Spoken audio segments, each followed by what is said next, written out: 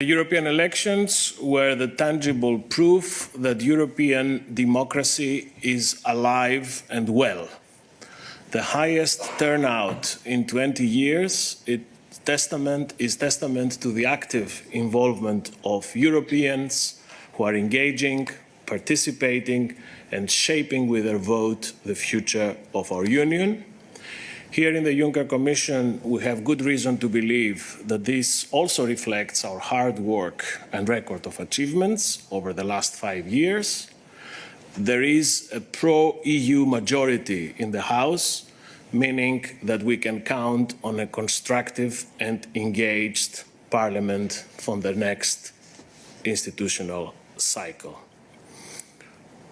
If you are asking me whether the populists win the day, which I think you have in mind, I would say no, that the populists didn't win this election. Contrary to doomsayers' prophecies, it is the pro-EU political forces across the political spectrum that won the day. Those who won the elections are the ones who want to work in and for Europe, not those who want to destroy Europe. Then I had Jurek. You wanted a question on exactly on figures, numbers, on. Why don't you ask Irene to ask the question? If you have any figures in handy on the European Commission's actions against disinformation campaign throughout the electoral period. Johannes is not yet. Will you do it from the podium, or you have figures?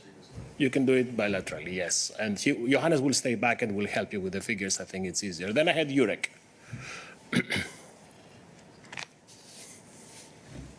Merci, bonjour Margaritis. Juste un petit comment. Thank you, Margaritis. Just a comment. I don't know if you want to comment on my comment, but you're saying that populists did not win, but they did make progress from about 100 to 120 seats. So an extra 20 seats, that's a big move forwards. It's not going to block the Parliament, of course, but I think to say that they didn't make progress is perhaps a bit limited. But what I have to say is a bit different. What is your analysis of the election results, which are of interest to you and all of us? That's to say, in terms of Brexit, how do you read, therefore, the UK's results? And secondly, could you tell me whether the President is going to play any role at all in the negotiation process for coalitions and for naming his successor in office? Will he just be giving advice if people ask him for it? But exactly how does he intend to take that? Well, as regards the diagnosis of the results, it's up to you to do your own diagnosis. It's just a question of the way people see things, and I'm not going to comment on my own diagnosis. When it comes to the UK, we followed what was going on in the UK, we've seen the outcome, and there are no specific comments that we would make on what happened there.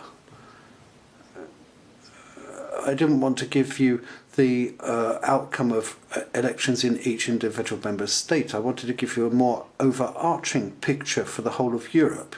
And on your third question, well, obviously, this Commission and our President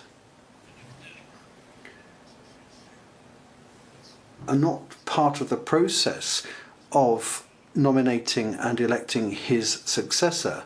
There's a dinner tomorrow, and that's for the heads of state and government. It's up to them to address this together with the newly elected European Parliament.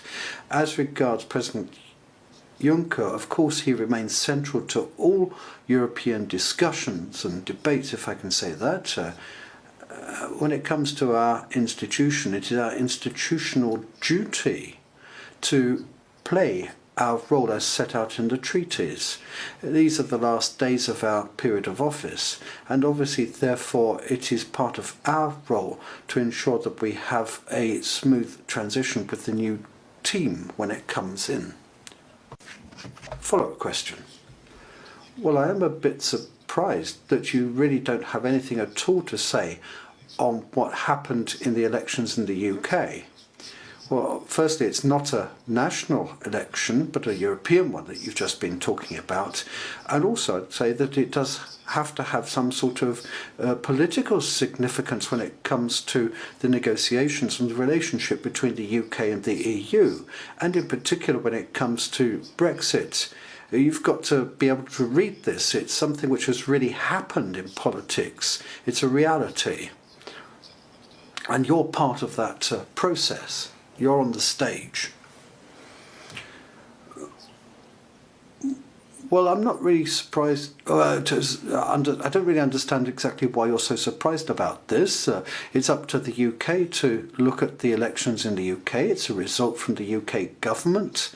And for the UK political system, it's up to them to assess what happened, not to us. As regards Brexit, it's quite clear. What we've said there is that our only interlocutor is the government of the UK, which is currently, as you know, in the position it's in. You know what Mina said last Friday? President Juncker paid homage to Mrs. May's work and her role in the process as the UK Prime Minister.